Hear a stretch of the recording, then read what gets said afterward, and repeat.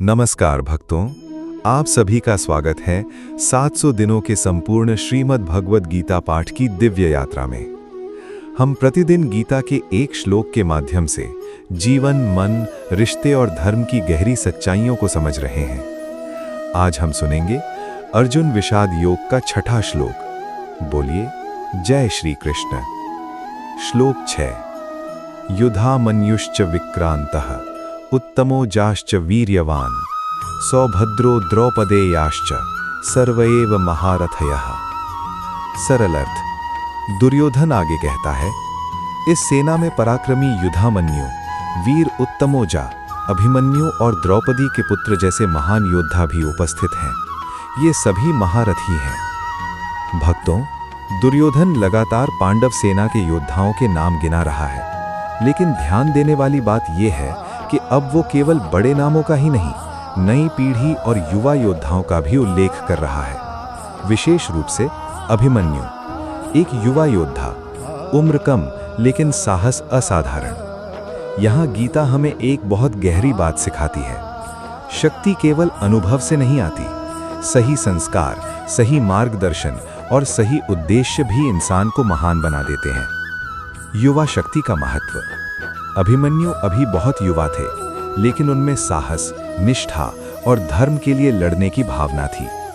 दुर्योधन जानता था, ये केवल एक सेना नहीं है, ये ऐसे लोगों का समूह है जो अपने उद्देश्य के लिए पूरी निष्ठा से खड़े हैं।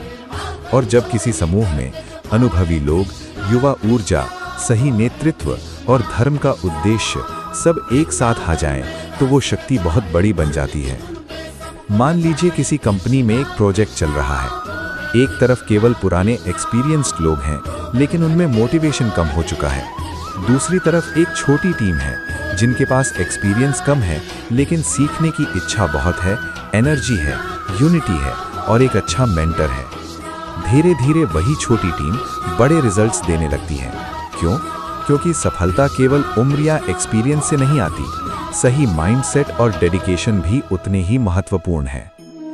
कई परिवारों में हम देखते हैं, बच्चे अपने माता पिता के संस्कारों से इतने मजबूत बनते हैं कि कम उम्र में ही जिम्मेदार और मैच्योर हो जाते हैं। कठिन परिस्थितियों में भी वे सही निर्णय लेते हैं। अभिमन्यु भी ऐसे ही संस्कारों का प्रतीक है। उन्होंने केवल युद्ध कला नहीं सीखी थी, उन्होंने धर्म के लिए खड़ा होना सीखा था। कई बार स्कूल या कॉलेज में कोई स्टूडेंट बहुत शांत होता है, लोग उसे हल्के में लेते हैं, लेकिन जब मुश्किल समय आता है, वही स्टूडेंट लीडरशिप दिखाता है, सबकी मदद करता है, सही निर्णय लेता है। तब लोगों को एहसास होता है, असली शक्ति केवल बाहरी पर्सनालिटी में नहीं होती, असली शक्ति कैरेक्टर में होती है। दुर्योधन जितने नाम ले रहा है, उतना ही उसका डर भी दिखाई दे रहा है, क्योंकि अंदर से वो समझ चुका था, सामने केवल योद्धा नहीं खड़े, सामने ऐसे लोग खड़े हैं जिनके पास उद्देश्य है, विश्वास है और एक दूसरे का साथ है। और यही चीज किसी भी समूह को मजबूत बनाती है। गीता की गहरी शिक्षा। ये श्लोक हमें सिखाता है, सही लोगों का साथ जीवन की सबसे बड़ी शक्ति है।